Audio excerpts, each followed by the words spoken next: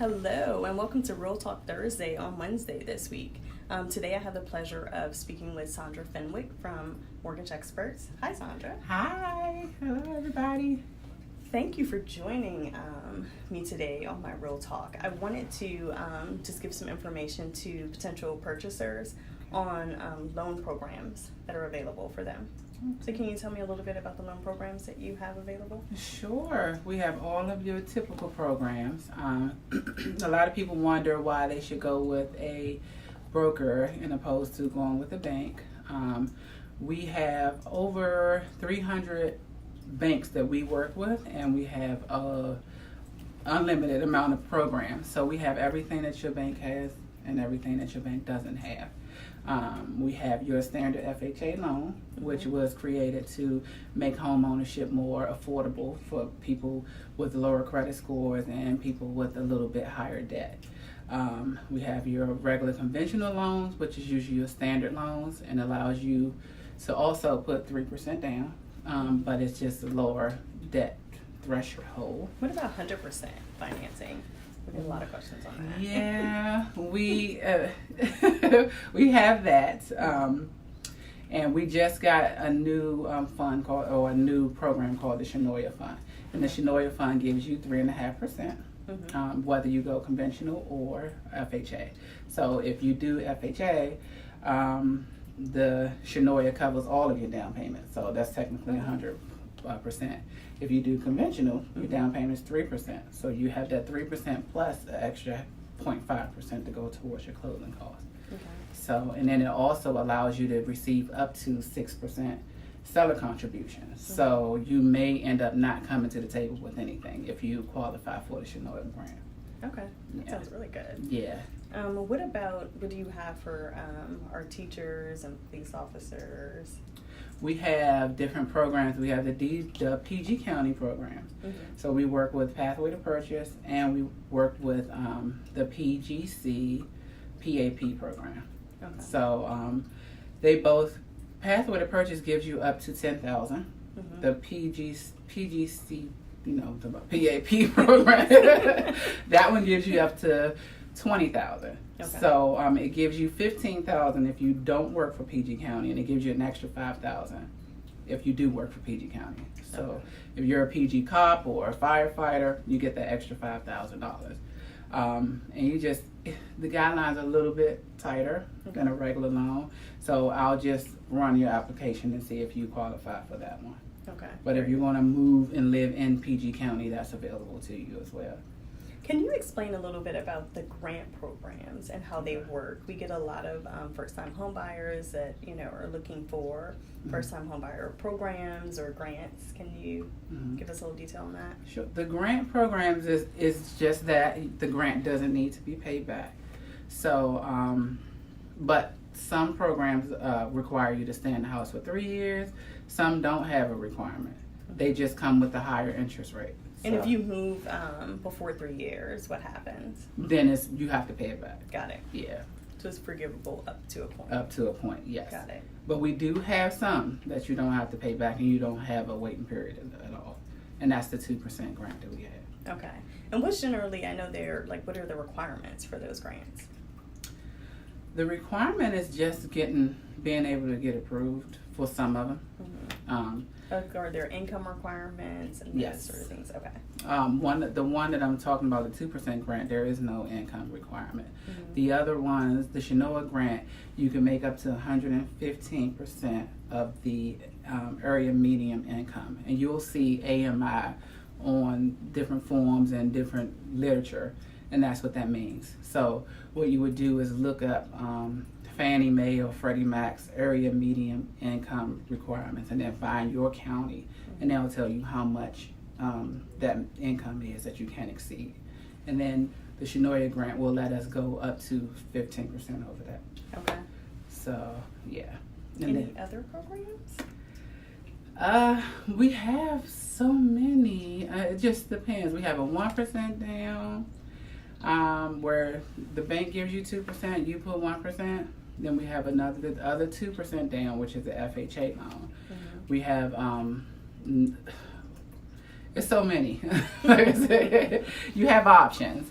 What I tell people with these programs, and as I told you before, they come with stipulations. They come with higher interest rates. If you need the money, take the money. If you don't need the money, then you may get a better deal going in at a regular program, at a regular FHA, regular conventional loan. Okay. So that makes sense. Can you talk a little bit about the distinction between FHA or VA and conventional? Because Okay. a lot of people don't know that distinction. Absolutely. VA is veterans. So if you're a veteran and you served your country, you can get a loan that's 100% financing. That loan is insured by the VA, so you don't have to pay any mortgage insurance on it. The only thing you pay is an upfront premium, and that is financed into your loan, so you don't have to worry about coming out the pocket with that. And then after you pay that upfront premium, you don't have to worry about it anymore. So if you default on your loan, the VA Association said we'll cover that.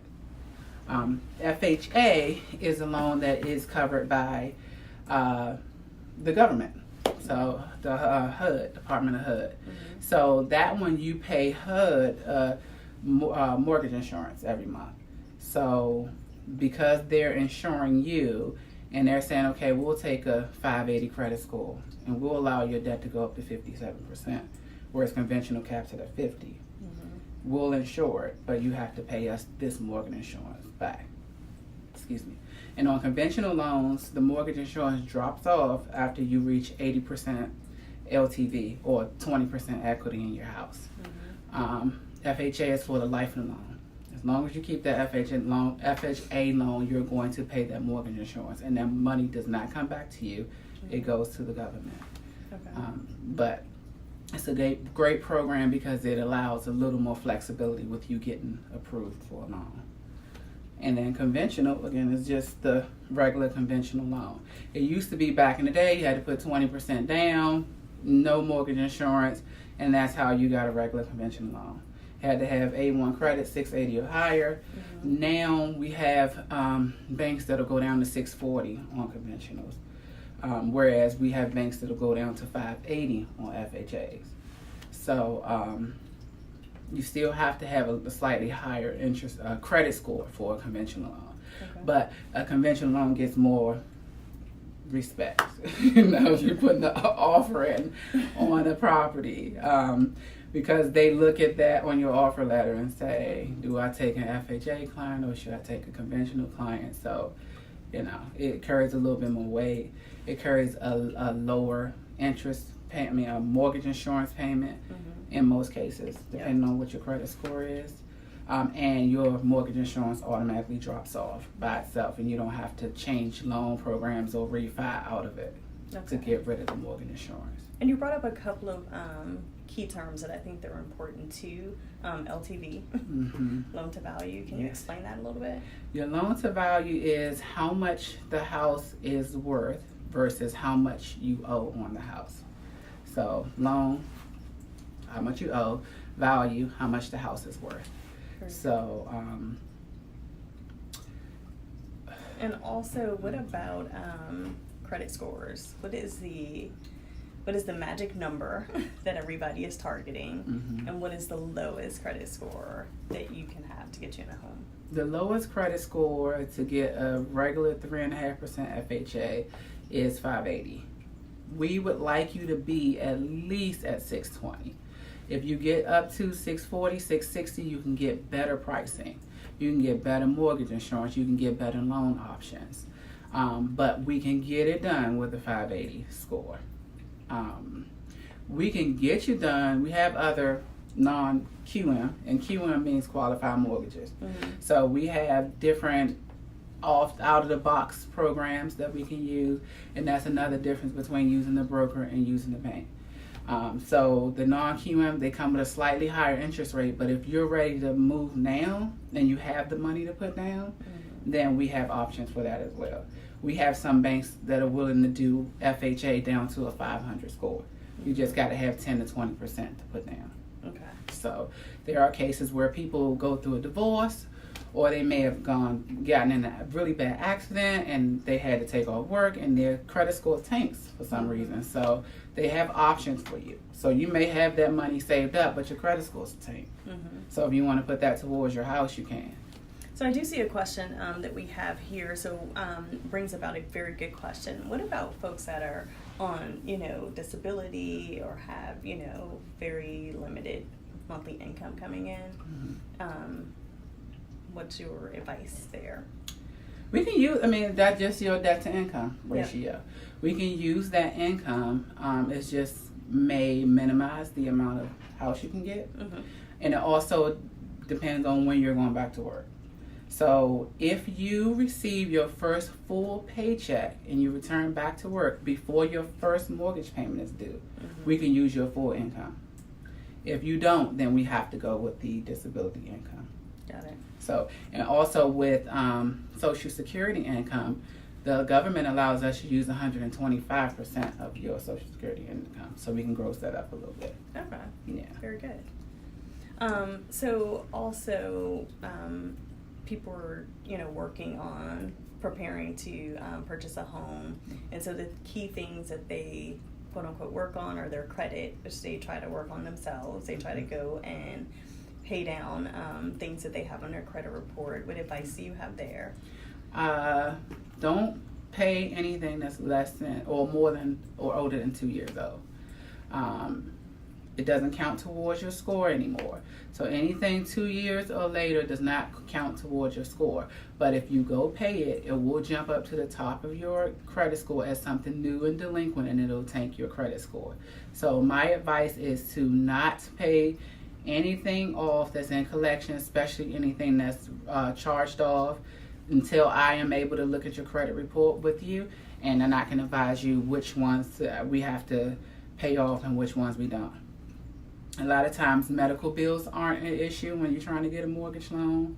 And a lot of times charge-offs aren't an issue when you're trying to get a mortgage loan. Sometimes the underwriters will just ask you to write an explanation and let them know why this is on your credit. If that explanation comes back and it's not good enough, then they'll tell you, then, okay, now, no, we need you to pay this off. Or we need you to at least make some arrangements for this. You make your payment arrangements, and then we move on from there. Very good. The other thing is tax liens. How do those play into it? And we should also talk about tax returns as it is tax season. Yes. And people are, looking to get their refunds back so they can put that, towards their down payment. So tax liens, as long as the underwriter sees that you're paying on it or you're making arrangements to pay on it, it's okay. It's not going to hinder you from getting a house. We just need to see that you've made arrangements, and we need to see you made 3 payments on that arrangement. Okay. As of your 3rd payment, we can move forward and get you closed. Taxes. A lot of people will say they make too much, or they make not too much. You can never make too much money. But they make a lot of money, and then they may not claim not a lot on their taxes. Like some people, I've seen people's W-2s where they didn't claim like 99, or they claim 15 dependents, and they're not paying in a lot on their taxes. So at the end of the year, they're going to owe. And then they make up their jewelry business, or they sell candy or lemonade stand or something, and then they write off all this stuff. And then after they write it off, it brings your income down, and then you get your refund, or you don't end up owing as much. But when we go to do your taxes, if the underwriters ask for your tax returns, they're going by that bottom line number after all your write-offs. So I can make $150,000 a year. However, if I wrote off all of this, then they're going to look at my bottom line number, which could be $50,000 because I didn't want to owe. Exactly. Got it. You wrote off your car, your dog food. Yeah, that happens a lot. That will kill your deal. So make sure you consult with your tax consultant and your mortgage broker, whoever you're working with, when you're doing your taxes, if you have questions about that. By all means, if you have a business, you need to write that stuff off. So we have other non-QM programs or that allows business owners to bypass that. Okay. So we have, but again, you have to have the money to put down. Some of those go up to 90% loan to value, where you would have to put 10% down. But it does allow you to use your bank statements as your income. So we just look at your bank statements every month, see how much money you're depositing for the last 12 months or 24 months, and then we average that out, and that becomes your income. Got it. Instead of us using your tax returns. Okay. So if you did write off everything in your dog food, we got you covered. So Writing off that dog food. Right, don't write off the dog food. And what about, the other question is, how much money do I need to save in order to purchase a home?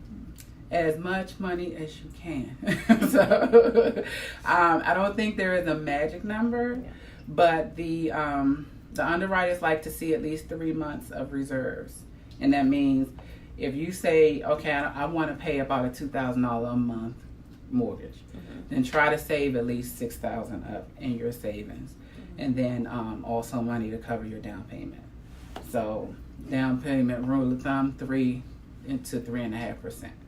So $200,000 house, make sure you got $6,000 in there for your down payment and $6,000 in there for your reserves.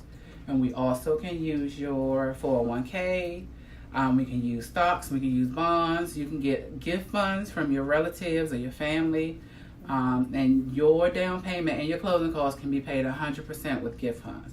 So if you have your great granny that's so nice to you and want to help you with a house, she can, by all means. Okay. So, yeah.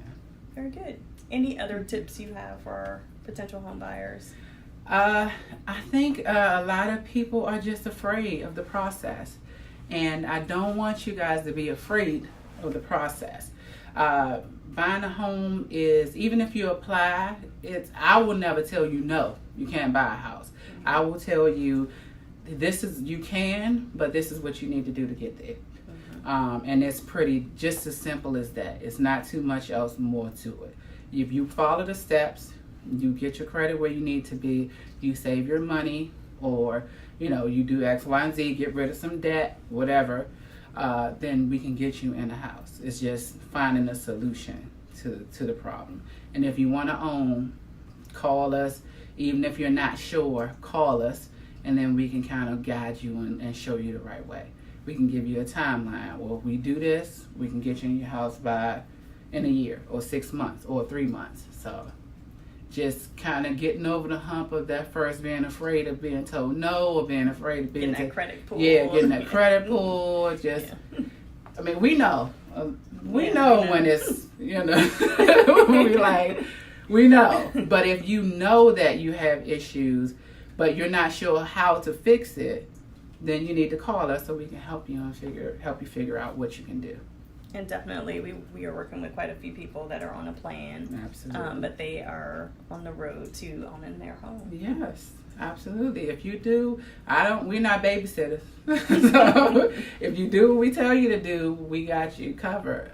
So it's just, the first step is just reaching out and just trying to see what's going on. Yeah. Well, thank you very much, Saundra, for joining me today. Thank you for having me. And I hope we gave you all some good advice and some tips on your home purchase. Have a great day. Yay. See you guys later.